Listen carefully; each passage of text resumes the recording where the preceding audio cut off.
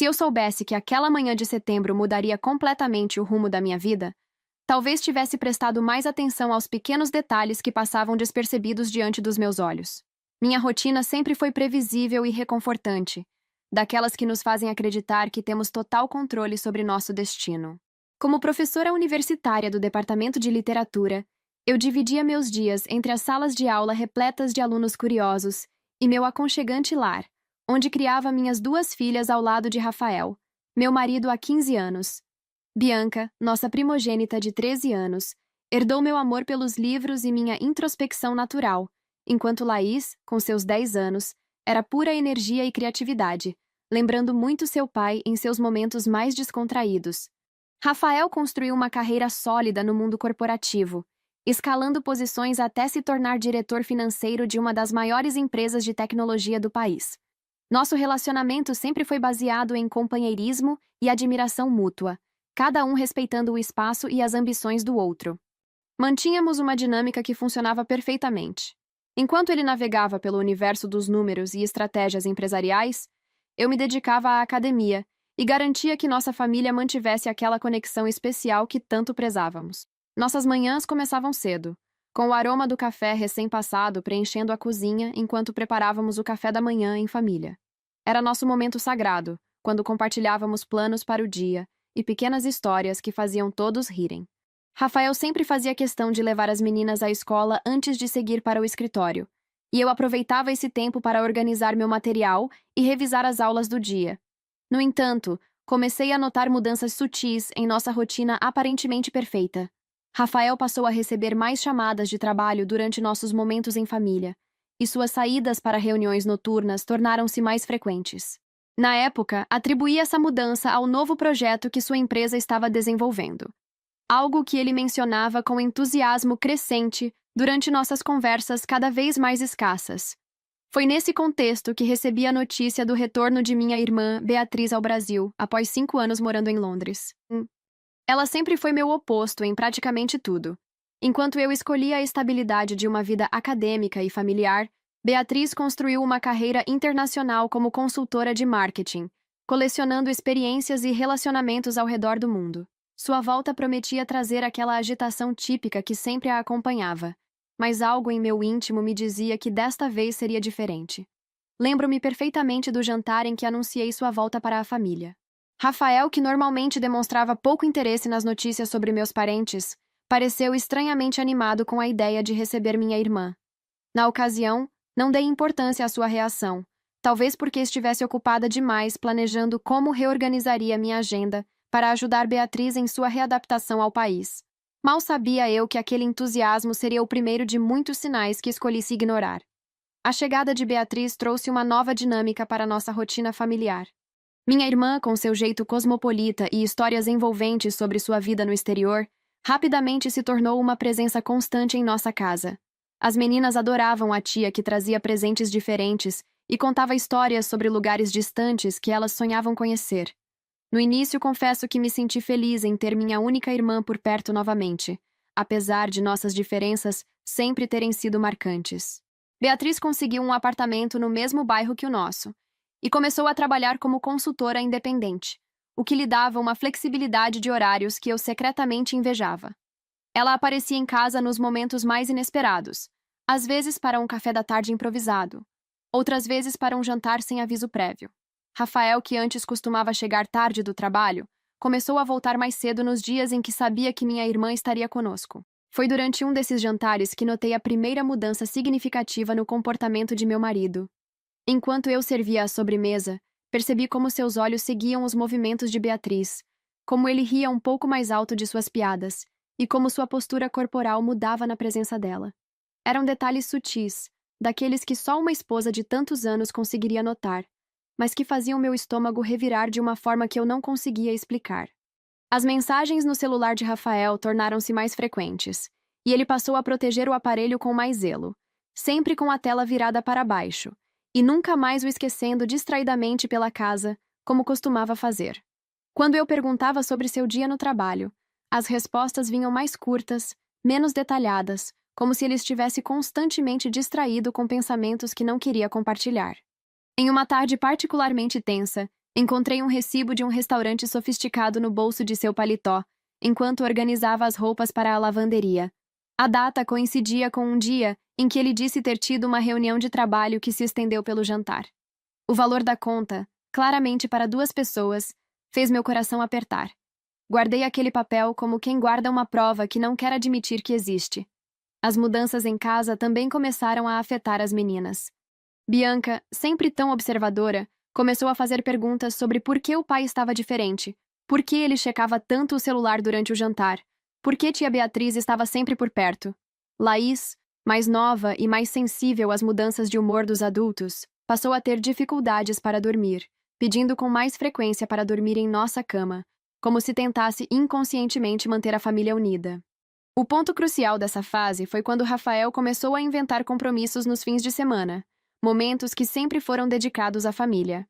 Nossos tradicionais almoços de domingo, que antes eram sagrados, tornaram-se cada vez mais raros. E nas poucas vezes em que conseguíamos estar todos juntos, Beatriz invariavelmente aparecia, trazendo consigo aquela energia que agora me causava um incômodo cada vez maior. Foi durante a organização da festa de 25 anos da empresa de Rafael que todas essas pequenas mudanças começaram a fazer um sentido que eu não queria aceitar. Quando ele mencionou, casualmente durante o café da manhã, que seria melhor eu não comparecer ao evento por ser muito formal e corporativo, senti como se algo se quebrasse dentro de mim. Especialmente quando, horas depois, descobri por acaso que Beatriz havia sido convidada para acompanhá-lo. A descoberta da verdade não veio como um raio em um dia de sol, mas como uma tempestade que se forma lentamente, nuvem por nuvem, até que o céu desaba sobre nossa cabeça. Na semana que antecedeu a festa da empresa, encontrei uma série de mensagens no tablet que Rafael havia esquecido em casa.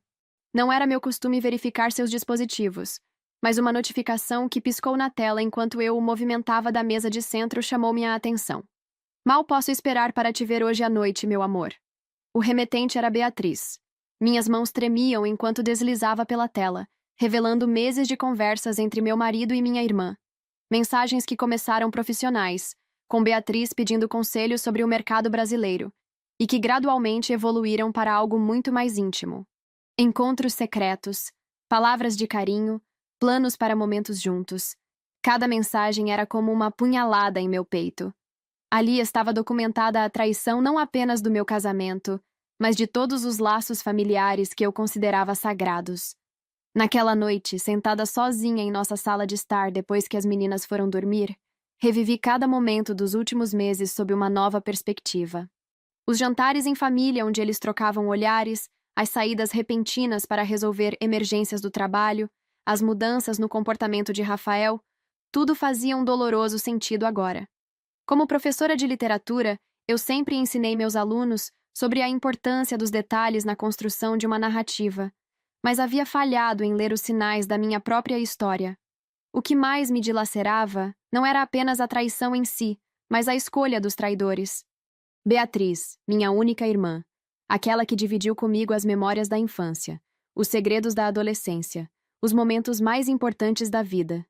E Rafael, o homem com quem construí uma vida, o pai das minhas filhas, meu companheiro de 15 anos. Como eles puderam transformar nosso sagrado laço familiar em algo tão profano? Passei a noite em claro, alternando entre momentos de choro silencioso e períodos de uma raiva tão intensa que precisava morder o travesseiro para não gritar. Pensava nas minhas filhas dormindo no quarto ao lado, inocentes diante da tempestade que estava prestes a atingir nossa família. Como eu poderia protegê-las da dor que estava por vir? Na manhã seguinte, me olhei no espelho e não reconheci a mulher que me encarava de volta. Havia um novo tipo de determinação em meus olhos, uma força que nascia da dor e da indignação. Tomei uma decisão que mudaria o curso de todas as nossas vidas. Eu iria à festa da empresa, não como a esposa submissa que eles esperavam que eu fosse, mas como uma mulher que se recusava a ser feita de tola em sua própria história. Liguei para minha melhor amiga Clara, professora de Direito na mesma universidade onde leciono. Com sua ajuda, comecei a reunir documentos e evidências, preparando-me não apenas para o confronto que estava por vir, mas para todas as batalhas legais que poderiam surgir depois. Ela me ajudou a ver que eu não estava sozinha e que tinha mais força do que imaginava. A noite da festa chegou carregada de expectativas. Vesti um vestido preto que havia comprado meses antes para uma ocasião especial que nunca aconteceu. Arrumei meu cabelo com um cuidado que há tempos não dedicava a mim mesma, e pela primeira vez em semanas me permiti usar o perfume favorito de Rafael, não para agradá-lo, mas para marcar o fim de uma era. Clara me acompanhou até o evento, dando-me o apoio silencioso que eu tanto precisava. O salão do hotel mais luxuoso da cidade estava decorado com elegância para celebrar os 25 anos da empresa. Ao entrar, imediatamente localizei Rafael e Beatriz próximos ao bar. Minha irmã usava um vestido vermelho que parecia gritar por atenção, enquanto Rafael, em seu terno italiano impecável, a apresentava aos colegas de trabalho com um sorriso que eu conhecia tão bem.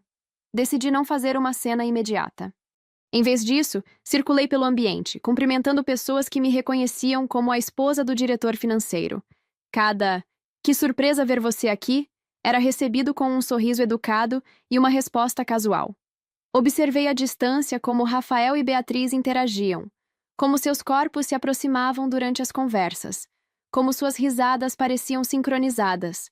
Uma dança íntima que agora era dolorosamente óbvia para mim. O momento decisivo veio durante uma música lenta. Vi quando Rafael conduziu Beatriz para a pista de dança, suas mãos posicionadas de uma maneira que ultrapassava qualquer limite aceitável entre cunhados. Foi então que me aproximei, meu coração batendo tão forte que achei que todos no salão podiam ouvi-lo. Que bela festa de família! Disse em voz alta o suficiente para que os casais próximos pudessem ouvir. Rafael e Beatriz congelaram no lugar, seus rostos perdendo a cor gradualmente. Não sabia que apresentar a amante aos colegas de trabalho tinha se tornado uma prática corporativa aceitável. O silêncio que se seguiu foi ensurdecedor. Os outros casais se afastaram discretamente, criando um círculo vazio ao nosso redor. Rafael tentou me puxar para um canto mais reservado, mas eu mantive minha posição. 15 anos de casamento me davam o direito de escolher onde e como essa conversa aconteceria.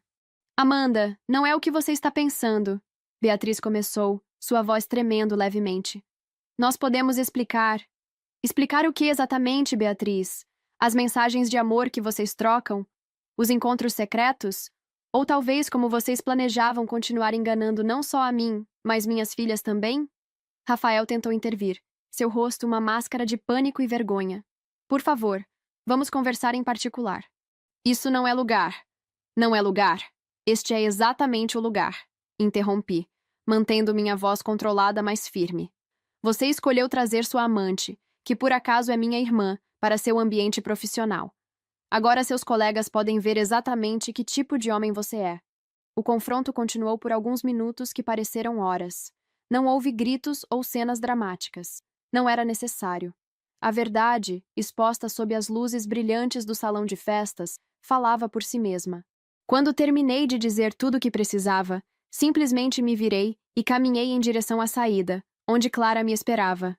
Naquela noite, ao voltar para casa, encontrei minhas filhas dormindo na casa de minha amiga Marina, conforme havíamos combinado. Sentei-me na sala escura de nossa casa e, pela primeira vez desde que descobri a traição, permiti que as lágrimas caíssem livremente. Não eram lágrimas apenas de tristeza, mas também de alívio. O alívio de quem finalmente se liberta de um peso que nem sabia que carregava. Os dias que se seguiram ao confronto foram como navegar em águas desconhecidas. Rafael tentou voltar para casa naquela mesma noite, mas encontrou as fechaduras trocadas, uma precaução que Clara havia me ajudado a tomar. As meninas, inicialmente confusas com a situação, precisaram de explicações delicadas e apropriadas para sua idade. Decidi ser honesta com elas, dentro dos limites do que podiam compreender, evitando demonizar seu pai ou sua tia, por mais que isso exigisse um autocontrole imenso de minha parte. Minha rotina precisou ser completamente reestruturada. As manhãs, antes preenchidas com a movimentação familiar, tornaram-se estranhamente silenciosas, mas ao invés de me deixar consumir pelo vazio, transformei esse tempo em momentos de autocuidado. Comecei a praticar yoga, algo que sempre quis, mas nunca tinha encontrado tempo. A prática não apenas me ajudou a lidar com o estresse físico, mas também trouxe uma clareza mental que eu desesperadamente necessitava. O apoio veio de lugares inesperados. Meus alunos, percebendo minha mudança de humor, começaram a deixar pequenas notas de encorajamento em minha mesa. Colegas do departamento se revezavam para me fazer companhia durante os almoços, garantindo que eu não ficasse sozinha com meus pensamentos. Marina, que sempre cuidou das meninas quando precisei, se tornou um pilar ainda mais forte em nossa rotina. A terapia foi fundamental nesse processo. Minha terapeuta me ajudou a entender que a traição falava mais sobre eles do que sobre mim. Aprendi a não me culpar por não ter percebido os sinais antes, a não questionar meu valor como mulher, esposa ou irmã. Foram meses de trabalho interno intenso, desconstruindo crenças limitantes e reconstruindo minha autoestima. O processo de divórcio foi iniciado com a ajuda de Clara, que me indicou uma excelente advogada. Rafael, talvez movido pela vergonha pública ou por um lampejo de consciência, não criou grandes obstáculos nas negociações. A guarda das meninas foi estabelecida de forma compartilhada, com elas morando principalmente comigo, mas mantendo contato regular com o pai. Quanto a Beatriz, ela tentou me procurar diversas vezes para se explicar, mas mantive minha decisão de cortar contato. Nossa mãe, quando soube de toda a história, ficou devastada. O Natal daquele ano foi particularmente difícil, com a família dividida e feridas ainda muito abertas. Mas foi também quando percebi que estava mais forte do que imaginava. Mergulhei em meu trabalho acadêmico com renovada energia. Iniciei uma pesquisa sobre narrativas de superação na literatura contemporânea, um projeto que se tornou quase terapêutico. Comecei a escrever um diário, transformando minha dor em palavras, e descobri que tinha muito a dizer. Esse processo de escrita acabou se transformando em um grupo de apoio para mulheres na universidade, onde compartilhávamos nossas histórias e nos fortalecíamos mutuamente. As meninas, embora inicialmente abaladas, mostraram uma resiliência admirável. Bianca, com sua maturidade precoce, tornou-se ainda mais próxima de mim, enquanto Laís encontrou na arte uma forma de expressar seus sentimentos. Juntas, criamos novos rituais familiares, como nossas noites de cinema às sextas-feiras e passeios de domingo no parque. 2 anos se passaram desde aquela noite na festa corporativa, e hoje posso dizer que a vida tem uma maneira interessante de nos surpreender quando menos esperamos. Em uma das minhas aulas sobre literatura contemporânea, conheci Daniel, um professor de música que havia sido convidado para um projeto interdisciplinar na universidade. Ele entrou em minha sala para discutir a possibilidade de unirmos literatura e música em um projeto inovador para os alunos. Nossa conexão foi imediata, mas diferente de tudo que já havia experimentado. Daniel não tentou apressar nada, respeitando meu tempo e minhas hesitações. Ele entendeu que eu vinha de um lugar de reconstrução e que minhas filhas eram minha prioridade absoluta. Com paciência e gentileza, foi se tornando primeiro um amigo, depois um confidente, e, finalmente, alguém com quem eu podia imaginar um futuro. As meninas, inicialmente cautelosas com a ideia de um novo relacionamento, foram conquistadas pela maneira natural e respeitosa com que Daniel se aproximou delas. Ele nunca tentou substituir o papel de Rafael como pai, mas criou seu próprio espaço em nossas vidas. As aulas de música que ele começou a dar para Laís aos sábados se tornaram um momento especial de conexão entre eles, enquanto Bianca encontrou nele um parceiro para discussões sobre seus livros favoritos. Minha carreira acadêmica floresceu de maneiras inesperadas. O grupo de apoio que criei na universidade se transformou em um projeto de extensão reconhecido, ajudando outras mulheres a encontrarem sua força interior. Publiquei meu primeiro livro, uma análise sobre resiliência e transformação na literatura contemporânea, dedicado às minhas filhas e a todas as mulheres que encontram força para recomeçar. Rafael e eu conseguimos estabelecer uma relação cordial, focada no bem-estar de nossas filhas. Ele se mudou para outra cidade com Beatriz, o que inicialmente causou angústia nas meninas, mas também nos permitiu estabelecer limites mais saudáveis. Com o tempo, aprendi que perdoar não significava aceitar o que aconteceu, mas sim me libertar do peso do ressentimento. Hoje, sentada em meu escritório preparando as aulas da próxima semana, olho pela janela e vejo um céu diferente daquele que me cobria há 2 anos. Não é um céu mais bonito ou mais azul, é apenas diferente. E diferente, aprendi, não significa pior. Às vezes, significa exatamente o que precisamos para crescer. As cicatrizes ainda estão aqui, mas não doem mais como antes. Elas se tornaram marcas de uma história de superação, lembretes de que somos mais fortes do que imaginamos. Cada capítulo difícil de nossas vidas tem o potencial de nos ensinar algo valioso se estivermos dispostos a aprender. E essa foi minha história. Mas e você? Já passou por momentos de transformação que pareciam impossíveis de superar? Como encontrou força para seguir em frente? Deixe seu comentário abaixo. Quero conhecer sua história também. Se essa narrativa tocou seu coração, Não esqueça de curtir e se inscrever no canal para mais conteúdos como este. Nos encontramos no próximo vídeo.